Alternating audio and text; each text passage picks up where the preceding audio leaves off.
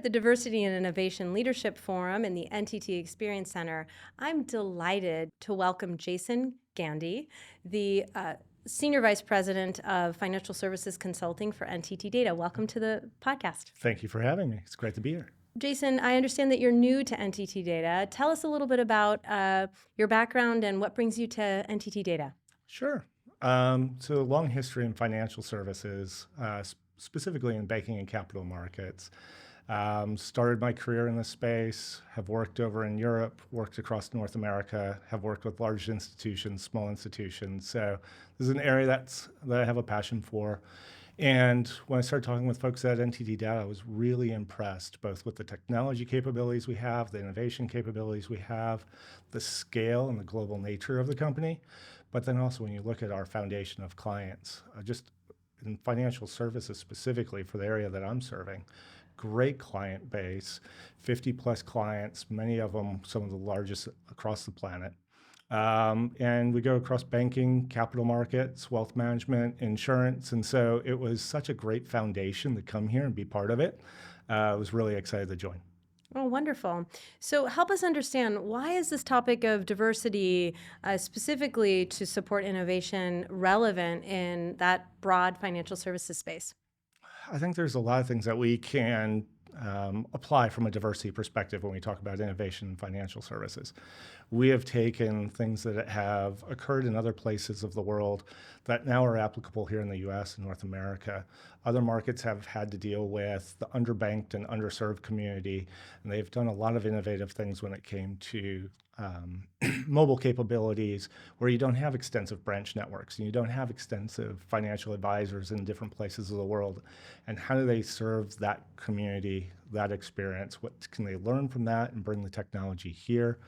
There's a number of things that the US has learned and that we're able to apply.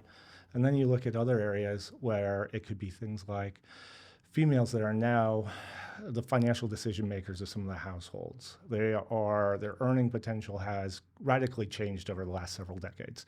And so from a wealth management perspective, how wealth companies, advisors are starting to serve them, how they're starting to think about the experience from a female perspective, is really exciting to see as opposed to maybe some of the traditional ways. Yeah, that's very exciting. So what are some of the things that have changed in how wealth management would address its market now that they have a larger population of women to serve?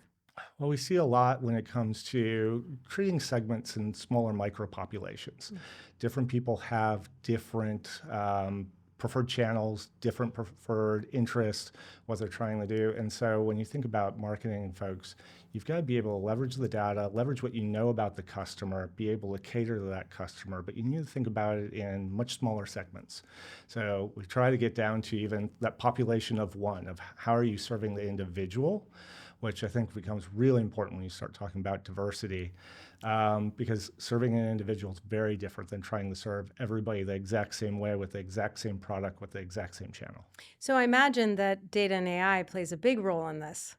It does. We see data and AI as one of those key examples of something that goes across all the different industries. Banking, capital markets, insurance companies are all looking at how they improve their data capabilities, whether it's core data engineering and master data management to improving their analytics capabilities, and now the new technologies in terms of artificial intelligence, machine learning.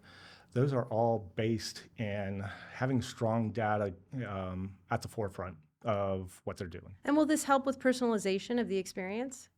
Absolutely. You need to be able to understand the data for individual customers as opposed to just the masses. And so being able to take what are the behaviors of the individual client at any of these companies, whether you're talking about a banking client or a wealth management client, and being able to understand how have they interacted with your company? What are their financial needs? What are their goals? Leverage that data and be able to do so in real time so that when they're interacting with you, you're able to provide the best possible service. So when you think about the trends, is there anything you're seeing that maybe, even executives who are really looking at emerging technology, which we know financial services executives always are, is there anything you're seeing that they should really watch out for? I think it goes back to the point that we were talking about around the data and Hmm. analytics. Everybody is talking about what AI and machine learning is going to be able to unlock for their companies. But right now, a lot of them are focused on, do we have that underlying capability for our data? And then also, how do we think about the risk and compliance that ties into it? So, a lot of conversations around ethical AI and how do I make decisions about how I'm serving certain customers. That when you talk about diversity and inclusion, we want to make sure that the ethical side of the AI capabilities and we're treating, the populations the way that um, fit in the needs and the culture of the companies that are serving those clients. One last question for you, Jason. So, as we widen the lens to the industry really understanding that you can open up new markets by looking at diversity, I understand there's some underserved markets that you've seen have opened up because of this change in perspective. Originally, we saw in the Asia Pacific area as well as in Africa, there were a lot of underserved markets that were doing more innovative things when it came to mobile banking. Mm. And I think they were even ahead of the game in terms of what you could do in terms of banking on your phone without necessarily a banking relationship. Mm. So that part was very interesting, and places in the US and North America have now started to adopt it. Other parts of the world have also looked at open banking from a regulation perspective. And I think while open banking hasn't taken off in the US, it's something that the customer experience is going to start demanding more of, Mm. as opposed to a regulation dictated capability. Well, it sounds like we should watch this space in North America. Absolutely. Well, thank you for being on the podcast. Really enjoyed spending some time. Thank you for having me.